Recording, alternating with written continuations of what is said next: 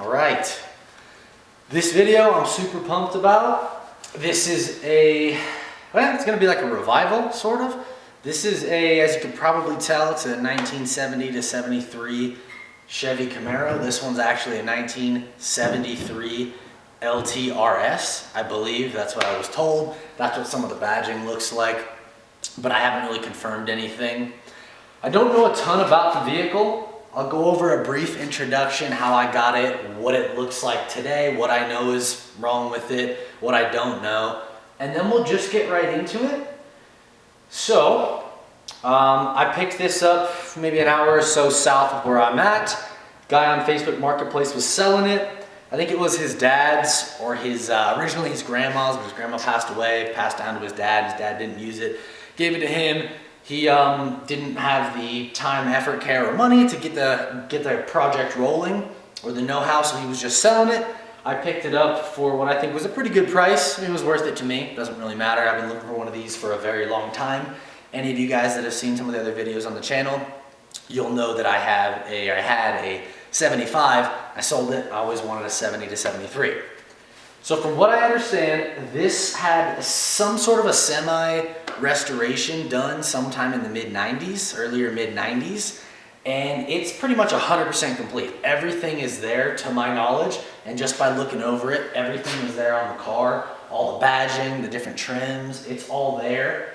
Everything's 100% complete. So I'm really stoked about that. This shouldn't really suck a ton of money.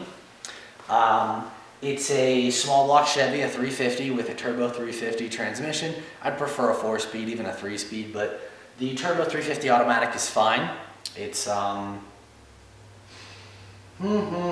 actually does not have much rust at all.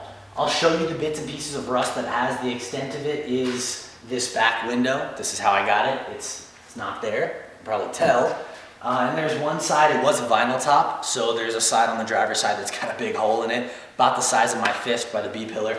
But I'll just weld a patch over that. It should be really easy, and then I'll skim coat the rest of the top with Bondo so that I can make it a hard top, no longer the vinyl top. I'll just get rid of all that junk there. So that's the deal there. It didn't start, didn't run or drive when I picked it up, but the tires are great. They hold air. It's got some, I think, American Racing. No, it's got Crayer steel rims on there that I think were maybe like one of the Rally Sport or Z28 packages back in the day. They look like a lot of the rims I've seen on these type of cars. I'm gonna keep them for now. My plan with it is I just want to get it running and driving. I'm going to take care of all the rust up here on the top, fix the back window, and then I'm just gonna get some maroon paint from Home Depot, spray paint, and I'm gonna spray the top of it and try to blend it in my best to the side that's already maroon, and then I want to drive it around and enjoy it as much as possible. I will completely paint the car. I'm going to change the color. I don't know what I'm going to go with yet. There's something in it that's a little bit different that's going to change some of your opinions, so I'll show you guys. I don't have a ton of exterior color options that I could go with that I think will match well with the interior, which is what I'm talking about with that extra little difference, but I love it. It was originally a blue car. You can see the original color here. And in the trunk under the sticker, that's still the original color. Other than that, that's the plan, get it running. I will do a new motor in it at some point. I think this one, from what I'm told, it's only got 40,000 miles on it, and they are original miles, and it's supposed to be numbers matching car. We'll see. I mean, I don't care a ton about that, but we'll see how well it runs. But everything's complete in the engine bay as well. All the interior is there in great shape. So, I think that's about it. The rear end, I don't know exactly what it is. I haven't been under there yet. I need to get this thing started so I can go get a VIN verification so I can actually transfer the title in my name. That's, oh, and the car came from California, Sacramento. That's, I think everything that I know about it so far. So let's do a walk around. I do apologize. One of my bay lights in the garage burned out, so it's going to be dark, and that's towards the front of the car. I'll carry a shop light with me and carry you guys around so you can see, but it's just not that bright. You're not going to be able to see that well. I'll do a legitimate, a video showing what the car looks like and what it is once I get it running and pull it outside in the light. So that's it for now. I've got my light in hand and the camera in the other, so bear with me. It may be a little bit shaky. You can see the light out there died compared to the ones that are on. So Here's the rear end. Pretty straightforward. All the taillights are there. All the blinkers do work, which is pretty nice. The bumper is, I mean, it's got a ding here. Yeah, you can see the ding. But other than that, it's pretty straight. It's driver quality. That's completely good with me.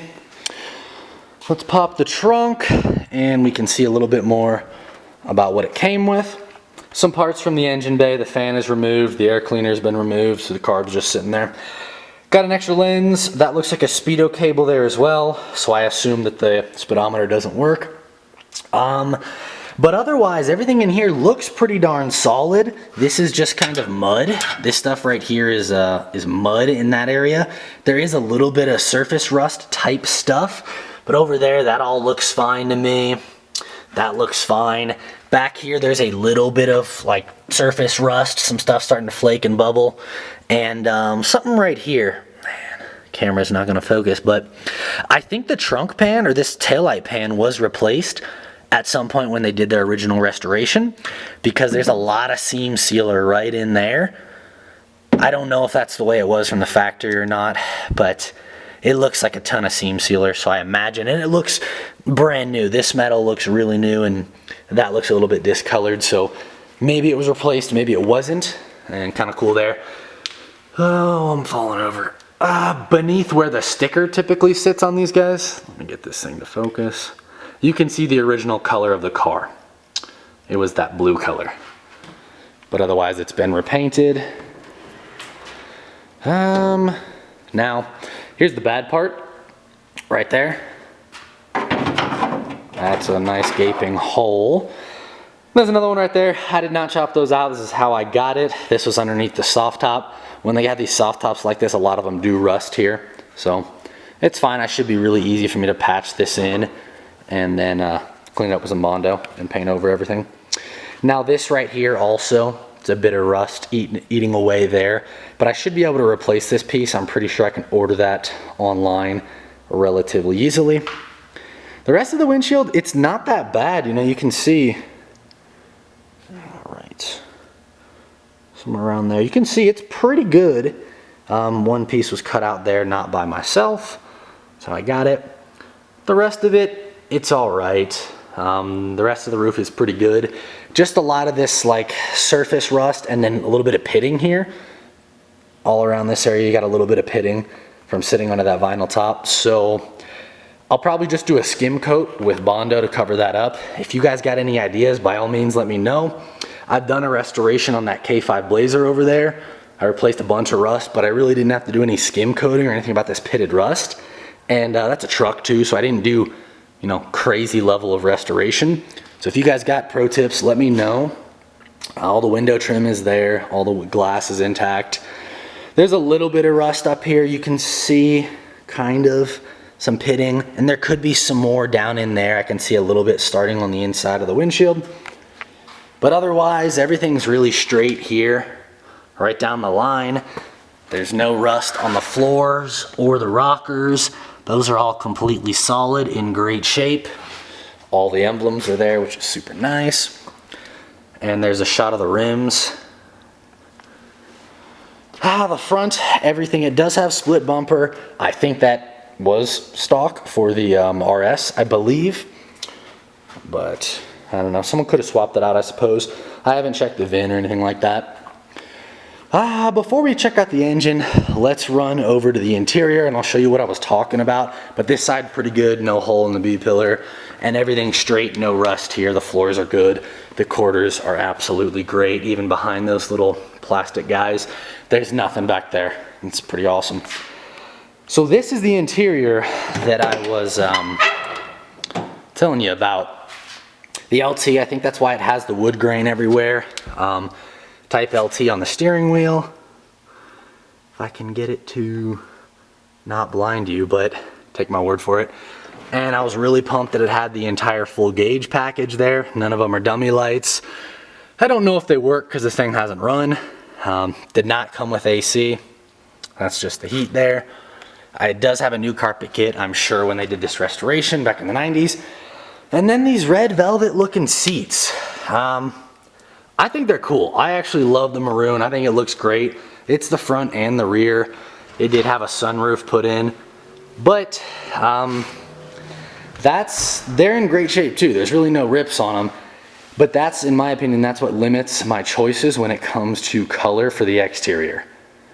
I don't want to put blue or yellow or something and have these maroon seats, or teal, something like that. I think silver would work great on the outside. Black would of course work, but it doesn't have AC. White would work, it looks great, but kind of a boring color. So let me know your guys' take on it. Let me know what you think as far as colors, what you think would match this kind of groovy looking velvet red interior on the seats. I do not plan on swapping them out. I like the color. I'll just paint it one of those 3 colors maybe. So let me know what you guys think. I think that's about it for the interior. Now we're gonna get into the engine bay. Now bear with me, and it is very chilly in here. I do have the garage insulated now.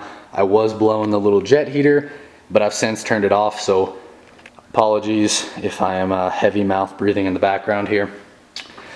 So away it goes. So here's the engine bay. It's a 350 from what I was told. Did not come with AC. It does have power brakes and power steering, which is awesome. My 75 did not have that. Now I'm told that it's got 41, 44, somewhere around there, original miles on it. The distributor has obviously been changed. The ignition coil is brand new, you can see it back there. And there's the carburetor. I think that's the original carb, to be honest, but I can't quite tell. So other than that, I don't know that there's a ton to talk about. I mean, everything in here is basically bone stock. I love that. There's no surprises. To be honest, I may end up replacing this carburetor. I'll probably have to rebuild it, or I'll just replace it. And when I do that, I doubt I'm gonna keep all this extra emissions equipment. I see an EGR on there. I see a lot of vacuum lines. I don't know that I would keep any of that crap in there. Just because I don't need it. Where I'm at, this is a 73, I don't need to pass any of that stuff. I can do whatever I want to this car. That's another one of the reasons why I picked it up. So I think that's gonna do it for right now. And then we can actually get into trying to do a first start in this thing. I believe it's been parked, I was told it was parked and sitting for about 9 years on the side of their house in Sacramento. When the grandma passed away, they just, you know, nobody drove it anymore. So I'll see if I can get this thing going. We'll see if it's got spark. We'll see if it, yeah, I'll take you through all the stuff that I do to start one of these older engines, but let's get into it.